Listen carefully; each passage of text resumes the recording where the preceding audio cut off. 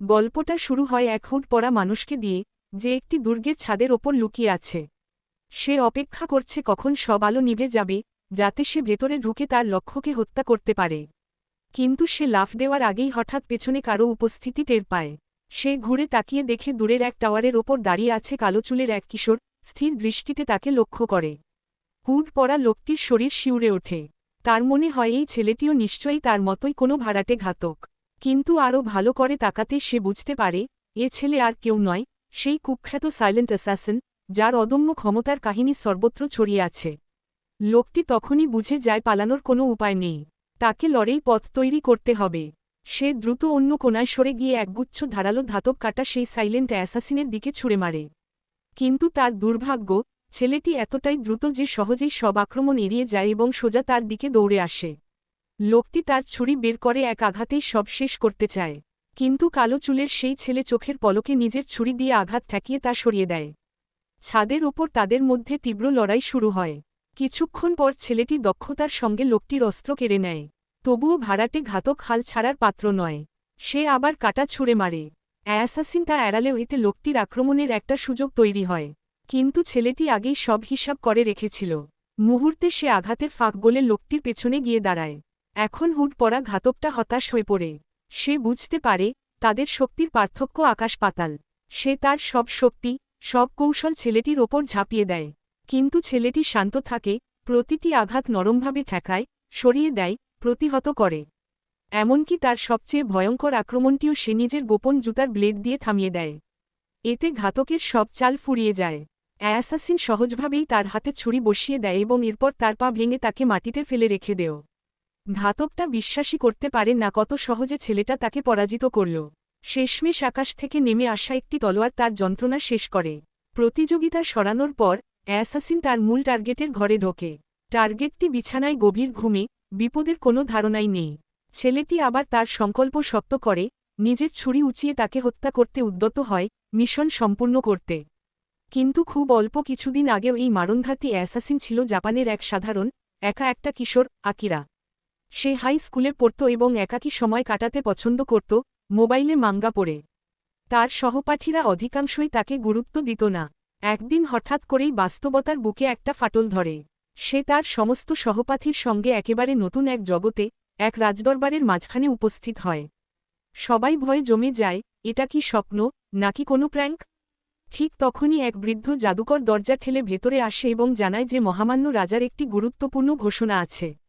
সবাই আতঙ্কে কিছুই বুঝে ওঠে না। রাজা ও রাজকন্যার নিরাপত্তা নিয়ে দুশ্চিন্তা তৈরি হয়। রাজা সরাসরি মূল কথায় আসে, সে মানবজাতির সবচেয়ে বড় সাম্রাজ্যের শাসক, যেটি এখন দানবদের আক্রমণের হুমকির মুখে। সে ঘোষণা করে যে কেবল অন্য জগতের কোনো হিরোই দানবরাজকে চিরতরে পরাস্ত করতে পারবে, নইলে তাদের সবার পরিণতি হবে ধ্বংস ও মৃত্যু। জাদুকর তখন সামনে এসে বলে যে তাদের জানতে হবে হিরোকে। সে সবাইকে একে একে এগিয়ে এসে জাদুর স্ফটিকে হাত রাখতে নির্দেশ দেয়। উত্তেজিত একটি ছেলে প্রথমে এগিয়ে যায়। তার স্ট্যাটাস প্রকাশিত হয়, সে কেবল অ্যানিমাল ট্রেইনার। সে হতাশ হলেও জাদুকর তাকে আশ্বস্ত করে যে তবুও তার ক্ষমতা সাধারণ মানুষের চেয়ে বহু গুণ বেশি।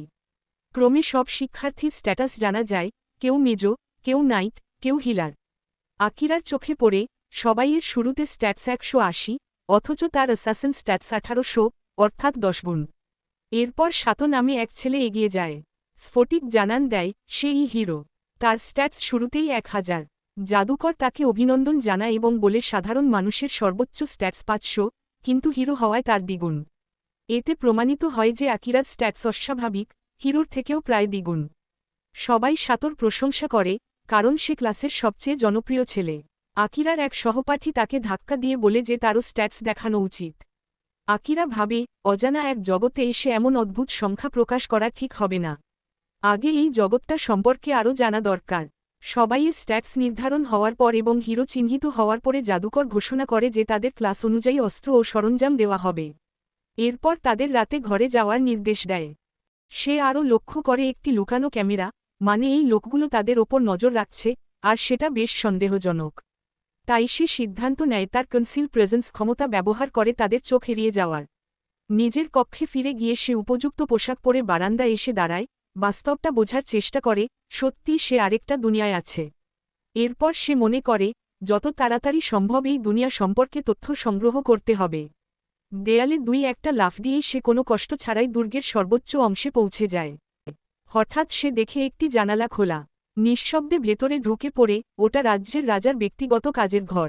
সেখানে রাজা প্রিন্সেসকে জিজ্ঞেস করছে সব পরিকল্পনা ঠিকঠাক চলছে কিনা। প্রিন্সেস উত্তর দেয় যে অন্য দুনিয়া থেকে আনা বাচ্চারা বুঝতেই পারছে না কি হচ্ছে, আর তাদের মধ্যে কেউই তেমন শক্তিশালী জাদু ব্যবহার করতে পারে না, তাই তেমন সমস্যা হওয়ারও সম্ভাবনা নেই। রাজা তাকে বলে তাদের ওপর নজর রাখতে, এরপর আবার কাজে মন দেয়। কনসিল প্রেজেন্স স্কিলের কারণে আকিরা প্রায় অদৃশ্য। সে রাজা ঠিক পাশেই দাঁড়িয়ে ভাবছে, চাইলে এখনই সহজেই এই মানুষটাকে হত্যা করতে পারে, কিন্তু সে তা না করার সিদ্ধান্ত নেয়। পরের সকালে আকিরা অন্যান্য সহপাঠীদের সঙ্গে নাশতার টেবিলে বসে। বাকিরা একদম নিশ্চিন্ত, যেন কিছুই ঘটেনি। তখন শাটো, ক্লাসের জনপ্রিয় ভালো ছেলে, উঠে দাঁড়িয়ে একটা বোকা বক্তৃতা দেয়। সে বলে, এই দুনিয়ায় সবাই আগের চেয়ে শক্তিশালী, তাই তাদের উচিত রাজা যতটা বলেছেন ততটাই বিশ্বকে সাহায্য করা এবং ডেমন লর্ডদের বিরুদ্ধে লড়াই করা। বাকি সবাই চোখ বন্ধ করে এই হাস্যকর পরিকল্পনাকে সমর্থন করে। আর আকিরা ভাবছে, সে কি তাদের সত্যিটা বলবে, কারণ তারা সবাই ধরে নিয়েছে রাজা আর প্রিন্সেস তাদের ওই বন্ধু। নাশতার পর ছাত্রদের নিয়ে যাওয়া হয় প্রশিক্ষণ মাঠে, যেখানে রাজকীয় বাহিনীর লর্ড কমান্ডার শারেন নিজেকে পরিচয় করিয়ে দেয়। সে বলে যেহেতু তারা সবাই নতুন, তাই আগামী 1 মাস সে তাদের প্রশিক্ষণ দেবে, এরপর তাদের ডানজনে পাঠানো হবে ক্ষমতা পরীক্ষা করার জন্য। শাটো উত্তেজিত ভঙ্গিতে সবাইকে উৎসাহ দেয়, আমরা আমাদের সেরাটা দেব। আর আকিরা এখানেও কনসিল প্রেজেন্স ব্যবহার করে দূর থেকে এই সার্কাসটা দেখে। সেই সিদ্ধান্ত নেয় একা বেরিয়ে আরও তথ্য সংগ্রহ করবে। কিন্তু অবাক হয়ে দেখে শারেন তাকে অনুসরণ করছে এবং একটি চাবি এগিয়ে দেয়। এরপর তাকে তার সহকারী গিলের কাছে যেতে বলা হয়। আকিরার মনে হয় তার ক্ষমতার সময়সীমা হয়তো শেষ হয়ে গেছে, কিন্তু শারেন হেসে বলে, না, তার স্কিল ঠিকই কাজ করছে। আসলে শারেনের নিজস্ব ক্ষমতা রয়েছে, মিস্টাকল আইসাইট, যেটা দিয়ে সে তাপমাত্রার পরিবর্তন দেখতে পারে। মানে সে একটা হাঁটাচলা করা থার্মাল ক্যামেরা। আকিরা সতর্ক হয়ে তলোয়ারের হাতলে হাত রাখে, কিন্তু শারেন তাকে শান্ত করে বলে যে রাজাকে সে কিছুই জানাবে না। আকিরা সন্দেহভরে জিজ্ঞেস করে, তুমি ঠিক কার পক্ষে? শারেন শুধু বলে, এটা এত সহজ প্রশ্ন নয়। আকিরা বুঝতে পারে সে মিথ্যে বলছে না, তাই কিছুটা শান্ত হয় এবং জানায়, সে লাইব্রেরি গিয়ে তথ্য সংগ্রহ করতে চায়। শারেন জিজ্ঞেস করে তার কনসিল স্কিলের লেভেল কত। আকিরা বলে, এটা ইতিমধ্যেই ম্যাক্সড আউট, কিন্তু বাকি সব ক্ষমতা লেভেল 1, এবং কিভাবে উন্নত করবে সে জানে না। শারেন হাসে এবং বলে, সে সাহায্য করতে পারবে, কারণ লাইব্রেরি থেকে সে আসলে খুব একটা তথ্য পাবে না।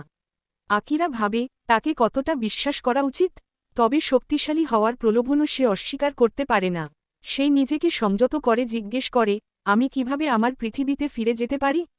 শারেন বলে, সেও জানে না, কিন্তু এইটুকু জানে, বাঁচতে চাইলে আকিরার যতটা সম্ভব শক্তিশালী হওয়া দরকার। আকিরা বলে সে বিনামূল্যে কারো সাহায্য নিতে পছন্দ করে না। তখন শারেন বলে, প্রতিদানে তোমার পৃথিবী সম্পর্কে আমাকে শেখাবে। এটা আকিরাকে রাজি করাই, এবং অবশেষে সে শারেনের হাত ধরে, আর সেই মানুষটিই হয় এই পৃথিবীতে তার প্রথম বিশ্বাসের ব্যক্তি। ধীরে ধীরে সে জানতে পারে অন্যান্য জাতির কথা, বিস্টম্যান আর এলভস, যাদের নিজেদের পৃথক মহাদেশ রয়েছে। সে তার দেহ, মন এবং স্কিল উন্নত করতে থাকে, কারণ এই দুনিয়ায় স্কিলের লেভেল বাড়ানোর একমাত্র উপায় হল কঠোর প্রশিক্ষণ। তার সহপাঠীরাও আলাদা করে গিলসের অধীনে ট্রেনিং চালিয়ে যায়। এক সন্ধ্যায় সে শারেনের কাছে যায়, একটি বই হাতে।